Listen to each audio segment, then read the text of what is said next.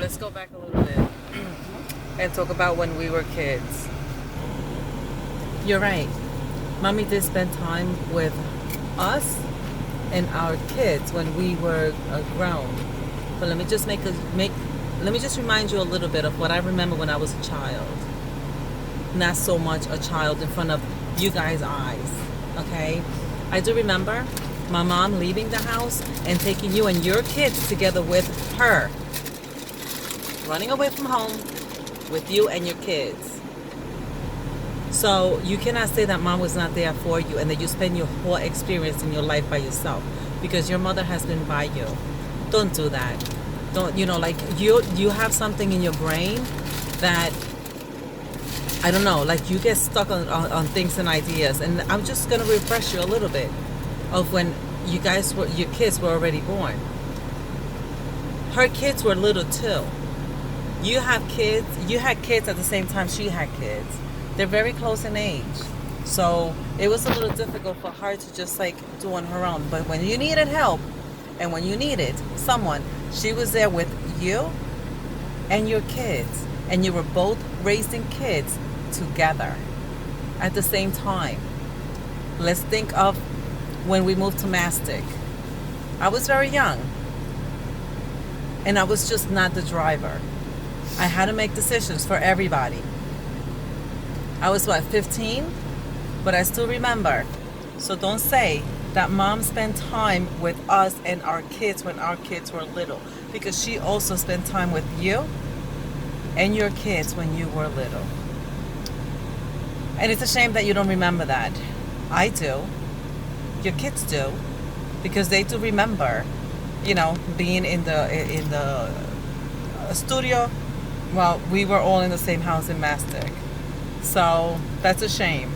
We used to all go to the same church. We used to, how could you even say that? And I'm sure that's what you speak out to everybody, that you've always been the black sheep. Are you kidding me? You need to get that out of your mind, because that's not accurate. That's not true.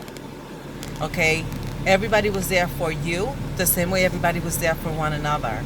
So you have this idea in your mind. I don't know why. Maybe you've been the one that needs, I don't know. The one that feels sorry for themselves. You got married the youngest, I think, if I remember correctly. I think I do. As I do remember mom being there for you when you were raising your kids, she was raising her kids too. So, I don't know what to say with you. You thinking that I influenced your daughter to get you off social media? First of all, social media, what's the big deal with that? Like, I don't get it. It makes no sense. But if it's important to you, I guess so. Don't blame me. I don't have to tell nothing about anybody.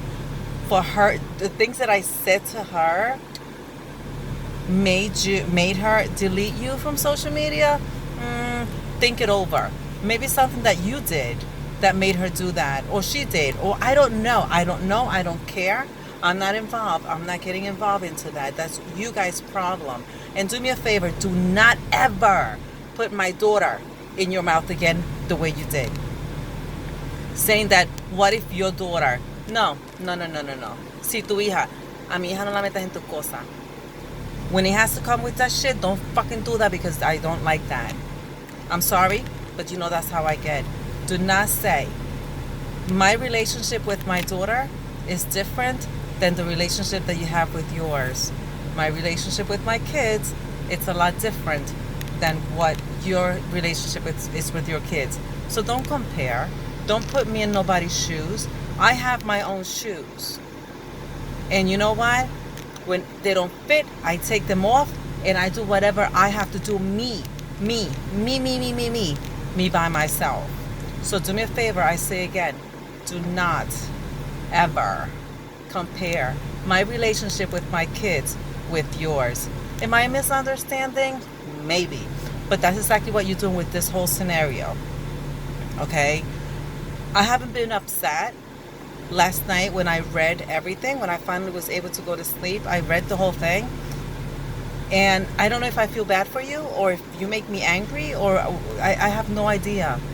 It's really, I'm just wondering. You're confusing me, but you know what? After this, I'm gonna delete it because I'm not gonna consume myself in what you have in your mind. It's really disturbing. It's not cool. It's not cool. Um, what else did you say about me and Rafi disrespecting you? No, I'm not gonna speak for Rafi. I'm gonna speak for me.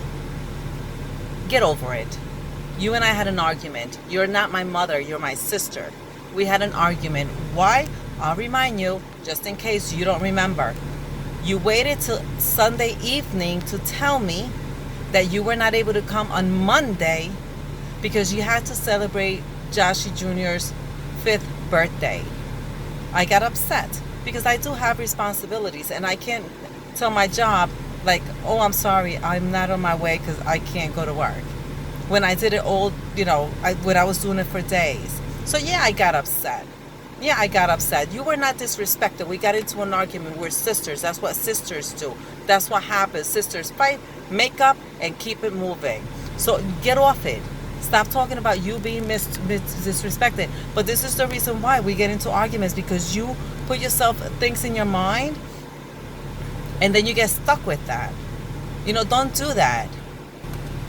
You going up and down the stairs. You know what? To visit. Actually, no. Before I go into that, you said something about me and Brenda talking about you. About you having a drink. No. You put things in your mind. I don't know what you heard. I don't know what you assuming or thinking that we were saying something about you having a drink. I have a drink. I have a drink whenever the hell I'm an adult. I do whatever the hell I want to do. You having a drink doesn't matter. You could have just went. As I say to everybody that comes to my house, make yourself comfortable. You're not getting drunk, So I don't know where you got the idea that we were talking about you. That's not true. Stop it. Stop assuming. And if you heard me saying something, why didn't you question it? Why did you not meet? You know what? Rewind and look at the scenario again. I don't think that's accurate. Okay, if you come to my house and you want to have a drink, you have a drink. I never stop anybody from doing what they need at my house. I've always made everybody, I believe I'm a pretty good host. And I make everybody comfortable. So, I don't know where that came from. And, you come into the house and you could have stayed there that day. You chose not to. You had to go and do something with Jenny. I don't know what that was about. But that was, that's all you. I don't care. I don't care. You offered to come over, like Wednesday after that. You offered. I did not ask for help. I did not say, Juana, can you come and stay with mom? No. You said, is it okay if I come and spend time with you guys? I would like to be with mom, whatever and the other. And I said, well, look, I have a meeting on Wednesday. So if you want to come Tuesday night and then you can spend the day with her alone. Spend quality time. That's how that came about. Okay, but you could have stayed that day if you really wanted to spend quality time with mom.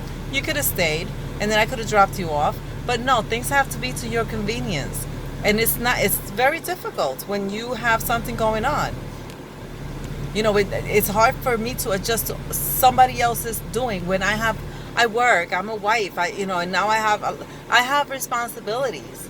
I cannot adjust myself around other people's plans unless, now I do because of this whole thing, but it's okay because that's my mom. That's what we do. We adjust to situations like this, and, that's what humans do. We adjust. But, for you to all of a sudden, and again, you did it. We planned, okay, so I'm going to come, and then also, I get a message. You never told me that I had to pick you up. Then I get a message from Jenny.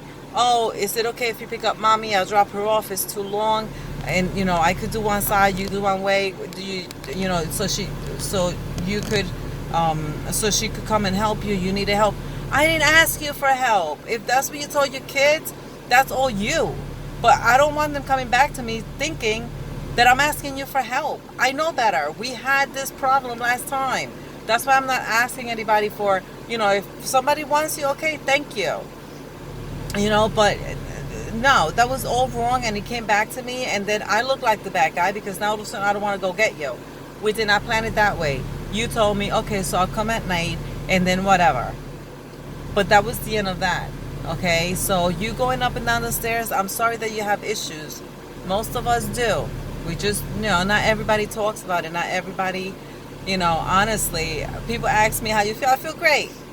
I don't have too many doctors that ask me how I feel. I tell my doctor.